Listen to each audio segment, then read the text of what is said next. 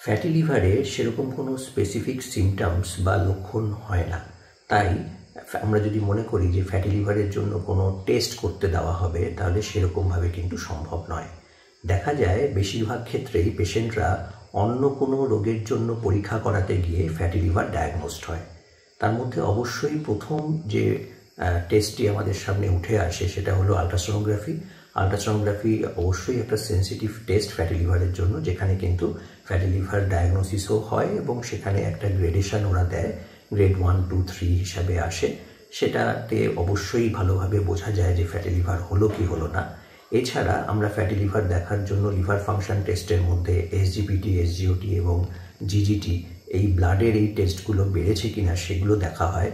এছাড়া অবশ্যই ফাইব্রোস্ক্যান একটা টেস্ট, ফাইব্রোস্ক্যানও ভালোভাবে ফ্যাটি লিভারের কোন গ্রেডে লিভার আছে সেটা বোঝা যায়। এবং আরেকটি টেস্ট হলো লিভার বায়োপসি, যেখানে কিন্তু একদম স্পেসিফিকভাবে গ্রেডেশনটা করা সম্ভব যে কোন স্টেজে ফ্যাটি লিভার আছে।